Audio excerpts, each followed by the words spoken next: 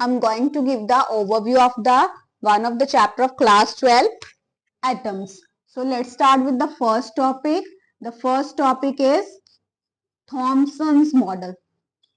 So after the discovery of the electrons by the Thomson, he proposed a model, and model is known as Thomson model of the atom. Okay, so according to Thomson model, that atom is electrically neutral. So negative charge है तो उसको balance करने के लिए positive charge भी exist करेगा, जिसकी वजह से एटम क्या होगा, इलेक्ट्रिकली न्यूट्रल होगा. नाउ अकॉर्डिंग टू थॉमसन, जो इलेक्ट्रॉन्स हैं that are present inside the atom like the seeds present in the watermelon.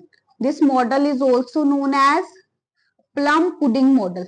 Okay, जैसे वाटरमेलन में सीड्स होते हैं या पुडिंग में प्लम्स होते हैं, वैसे ही क्या है, इलेक्ट्रॉन्स प्रेजेंट है inside the atom. Now electrons हैं तो इलेक्ट्रॉन्स एंड इलेक्ट्रॉन्स के बीच में कैसी फोर्सेस होंगी, repulsive forces. And electrons and जो पॉजिटिव चार्ज है उसके बीच में कैसी फोर्स होगी, अट्रैक्टिव फोर्सेस. तो ये दो फोर्सेस एक दूसरे को बैलेंस कर लेगी सच दैट एटम क्या हो जाएगा, स्टेबल हो जाएगा, एज वेल एज वो न्यूट्रलाइज भी हो जाएगा. So this is the Thomson model of the atom. अगर ये मॉडल उसने दिया, there are some failures also, so he can't explain the spectral series. Spectral series क्या है, दैट कुछ एटम जो हैं वो क्या कर रहे हैं, पर्टिकुलर वेवलेंथ जो है एमिट करते हैं, जिसको एक्सप्लेन नहीं कर पाया. Second, it can't explain the large angles of alpha scattering. Okay, alpha scattering में जो लार्ज एंगल्स आ रहे थे उसको भी एक्सप्लेन नहीं कर पाया. So these are the failures of the this model. Now जो किसी ने एक्सप्लेन नहीं किया, पर्टिकुलर थॉमसन ने जो एक्सप्लेन नहीं किया, वो कोई और आके एक्सप्लेन करेगा. सो नेक्स्ट एक्सपेरिमेंट वही हो गया, that is the alpha scattering experiment. This experiment is also known as Geiger and Marsden experiment and also known as Rutherford model of the atom. Now this experiment basically जो था वो किया था Geiger and Marsden ने, but उसको lead कर रहे थे रदरफोर्ड. गीगर एंड मार्सडन जो थे वो टू एसोसिएट्स थे रदरफोर्ड के, उन्होंने एक्सपेरिमेंट किया था, पर लीडिंग जो थे रदरफोर्ड से. That's why this model is known as Rutherford model of the atom. Come to this model. So इस मॉडल में फर्स्ट ऑफ ऑल सबसे पहले क्या है, that are the alpha particle. Now what is this alpha particle, ये जो helium atom है, okay, helium atom के पास कितने इलेक्ट्रॉन्स होते हैं, 2 इलेक्ट्रॉन्स. अगर आप इन 2 इलेक्ट्रॉन्स को क्या कर दो, रिमूव कर दो, तो क्या बनता है आपके पास, that is the alpha particle. So what is alpha particle? It is the helium atom with +2 charge. Okay, helium particle with +2 charge. तो इसके ऊपर चार्ज कितना हुआ अल्फा पार्टिकल के ऊपर, +2e, and its mass is 4 times that of proton. Proton के 4 times जो है अल्फा पार्टिकल का मास आता है. Now come to the experimental setup के गीगर मार्सडन ने एक्सपेरिमेंट में क्या क्या किया. So first of all they have taken one lead cavity, okay, जिसमें क्या प्लेस किया था, एक radioactive source. Okay, this is, let us suppose this is bismuth. Okay, bismuth किया था. रेडियो एक्टिव सोर्स क्यों लिया था ये, because it is a source of alpha particle. Radioactive source क्या करते हैं, अल्फा पार्टिकल्स को जनरेट करते हैं, प्रोड्यूस करते हैं. And the energy of this alpha particle is ranging from 5 to 7.7 mega electron volt. इसके बीच में रेंज करी थी. नाउ ये जो अल्फा पार्टिकल है ये इस होल से बाहर आएंगे, ऑल डायरेक्शंस में जा रहे हैं, but we want a single beam. तो यहाँ पे क्या लगा देंगे, कॉलीमेटर लगा देंगे. This collimator is made up of lead. ये जो बॉक्स है ये भी लेड का है, लेड कैविटी है ये भी लेड का है. लेड क्यों यूज करें, because it is a good absorber of the alpha particle. जो एक्स्ट्रा होंगे वो सारे के सारे अब्जॉर्ब कर लेगा, ओनली एक सिंगल बीम को क्या करेगा, आगे जाने देगा. देन आगे क्या है, यहाँ पे गोल्ड फॉइल है. ओके, कैसी फॉइल है, gold foil. Why we are using gold foil यहाँ पे, बिकॉज ये मेलेबल है एंड इसमें आप थिकनेस को जो है रिड्यूस कर सकते हो इसकी. सो थिकनेस कितनी थी, 10⁻⁻⁶ to 10⁻⁸ मीटर तक जो थी इसकी थिकनेस थी. इतनी पतली गोल्ड फॉइल क्यों नहीं है, because we are doing the experimental setup. तो एक्सपेरिमेंटल सेटअप में क्या कंसिडर किया था, जो गोल्ड फॉइल है ओनली उसकी एक single layer of atom exist कर रही है. वैसे तो अगर आप देखो तो ऐसे एग्जिस्ट करेगी, एक लेयर में बहुत सारे एटम्स होंगे, बट यहाँ पे कंसिडर किया गया कि एक सिंगल लेयर में क्या है, एक single layer of atoms exist करी. दैट्स व्हाई थिकनेस बहुत कम रखी गई. इस गोल्ड फॉइल के अराउंड एक डिटेक्टर लगा दिया एंड एक screen. This screen is made up of zinc sulphide and there is one detector. तो जैसे ही अल्फा पार्टिकल गोल्ड फॉइल से पास करके स्क्रीन के ऊपर फॉल करेंगे, एक डार्क स्पॉट प्रोड्यूस होगा, स्पार्क प्रोड्यूस होगा, जिसको डिटेक्टर की हेल्प से क्या करेंगे, डिटेक्ट कर लेंगे कि कहाँ पे फॉल करे, कितने डिग्री का एंगल बन रहा है। So this is the experimental setup of this alpha scattering experimental.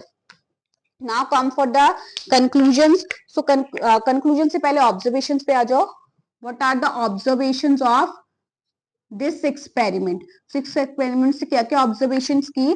The first observation is that around 99.8% alpha particle जो थे दैट आर अनडिफ्लेक्टेड और अनडिविएटेड, मीन जैसे आ रहे थे वो वैसे ही पास कर जा रहे थे।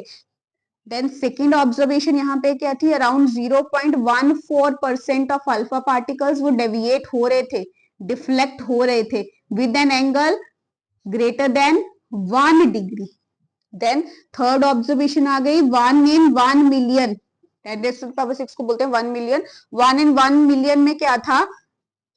1 particle in 1 million, it retraces its path, जैसे गया है वैसे ही वापिस आ रहा है। It means वहां पे एंगल क्या है? It is around 180 degree. And the last one is the number of scattered particles, कि कितने particles scatter हुए हैं, that is given by the formula this k z square upon sin raised to the power 4 theta by 2. What is this theta? It is the angle of scattering.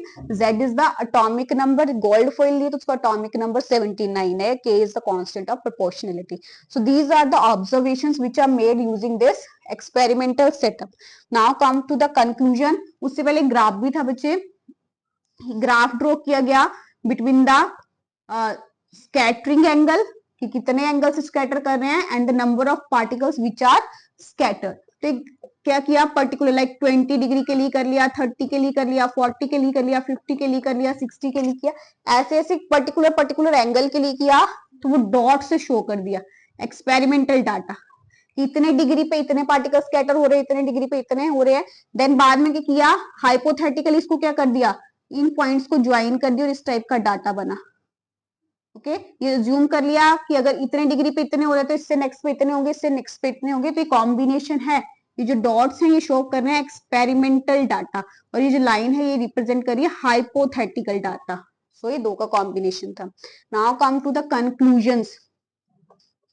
Conclusion of this experimental setup, जो alpha scattering experiment है, इसका conclusion क्या है?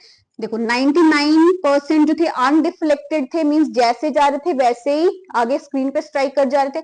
It means most of the space क्या है inside the atom? It is empty, खाली है, तभी तो जैसे जा रहे हैं वैसे ही जाके स्क्रीन पे स्ट्राइक कर जा रहे हैं, ना इधर गए ना उधर गए।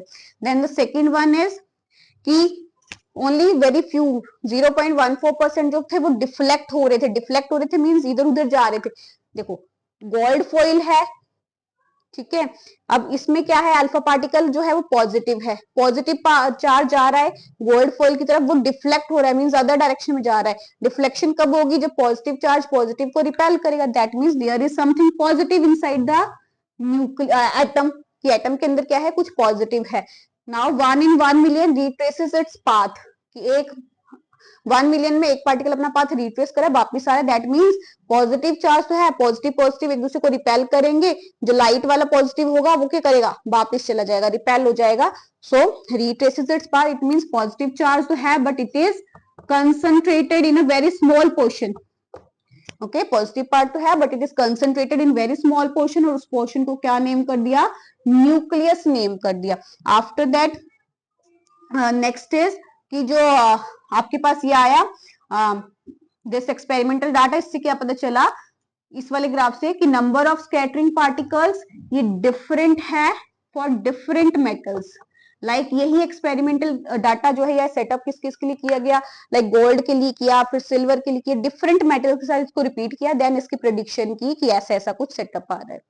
Then these are the observations, these are the conclusions। यहां से क्या निकला? एक रदरफोर्ड एक्सपेरिमेंट जो था उसके लॉज निकले, या फिर आप बोलो पोस्टुलेट्स आगे की रदरफोर्ड ने क्या क्या एक्सप्लेन किया। और बिफोर दैट यहीं से 2 टर्म्स और डिफाइन की गई from this experimental setup. One is distance of closest approach, distance of closest approach. Now what is this distance of closest approach?